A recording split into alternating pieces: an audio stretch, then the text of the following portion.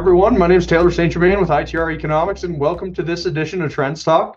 We at ITR are your apolitical and unbiased source of economic intelligence, and today I wanted to discuss the state of the consumer. As we look at GDP, of course, the largest component of GDP is consumer spending, so I'd say the state of the consumer is pretty important. Now, let me first acknowledge that we read a lot of headlines, of course, out there in the media that highlights there might be concerns about the consumer. Is the consumer struggling? Are we taking on too much debt? Well, I hope to answer some of those questions for you here today. So let me first start off by highlighting from a GDP perspective, we are expecting to see record GDP growth in 2025 and 2026 here in the US. That's when you look at US real gross domestic products, so the deflated version rather than the nominal version. We expect to see a record-setting trend in GDP here in 25 and 2026. Now, again, the consumer is a big, important piece of that. It's about 2/3 of GDP is consumer spending. Again, it can vary slightly depending on the year, but the consumer is very important to us here in the US. So let me evaluate a few different metrics that relate to the consumer in some way. I like to first start off with retail sales. US total retail sales is now in phase B accelerating growth. At the time of this recording, the 3/12 growth rate is up 4.4%. The 12/12 growth rate is up 3.3%. And that equates to a dollar value of $8.577 trillion of retail sales. And that is on a 12-month moving total. That is a record high, folks.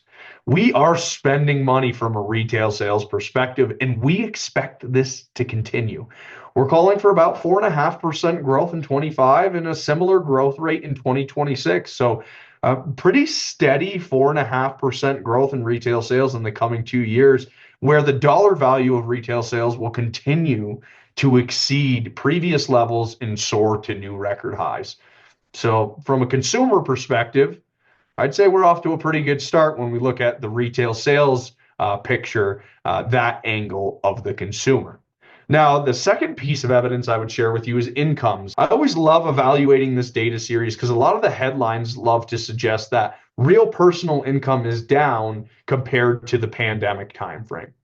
Well, compared to stimulus check time, we are at a lower level of income, but that's not weakness. Right? Of course, compared to stimulus check time, we might not be at the same level of income. But what I like to talk about as it relates to income is trend.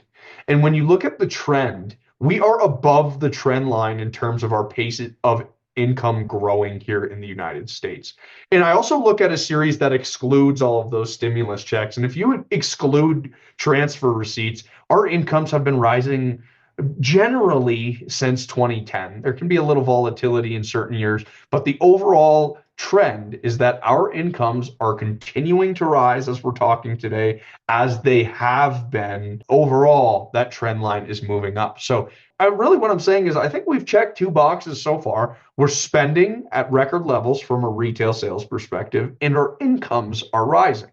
So then the question comes down to debt. How are we handling our debt? Well, I'd also say we're handling our debt pretty well. Now, the headline the media loves to grab is the dollar value of debt or credit card debt, for example, is at a record high. But I think that's so disingenuous to look at debt just as an absolute value. The way we like to look at debt at ITR is as a percentage of earnings, because we can take on more debt as long as our earnings are outpacing that, right? Or as long as our earnings are continuing to rise to where we don't see the debt burden becoming substantial. And I'll actually highlight that household debt as a percentage of median annual earnings has actually fallen over the course of the last few months, which is very encouraging. It means as households here, we are handling our level of debt. We are actually below the pre-pandemic levels in terms of our household debt as a percentage of earnings. So I'd say we're handling debt just fine. We're really sitting below the 10-year average when we look at this metric. That's good news. Now, credit card debt as a percentage of median annual earnings has been rising. It's at 14.7%. However, that is still, again, below the pre-pandemic level that we were looking at, which was about 15.4%. So yes, it's something we watch closely, but again, this is why I don't look at just credit card debt in terms of a nominal dollar value. I want to know how much credit card debt do we have as a percentage of earnings.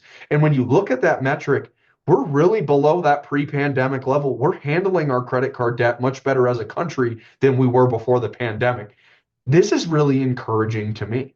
So again, for when I look at the three categories we've evaluated, we're handling our debt, we're seeing incomes rising, and retail sales is at a record high. That's very encouraging to me as an economist.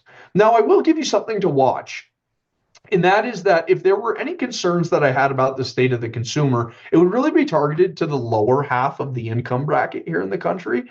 And the metric I look at that is something worth watching is the number of individuals making the minimum payment on their credit cards. If you look at that 3-month moving average, it's at about 10.8%. Pre-pandemic in December of 2019, we were at 10.2%. So we are about 0.7% higher, 0.6% higher when we look at the number of folks making the minimum payment on their credit cards. So again, that's something that I'm watching, but not something that I'm concerned is going to derail GDP growth. It just highlights that there is a portion of the economy, typically those folks making below the average income, who are moving through a little bit of financial constraint. Now, as we think about the second half of 25 into 2026, there are some potential inflationary pressures that could impact the consumer that we have to watch closely. Tariffs being put in place is an example of those.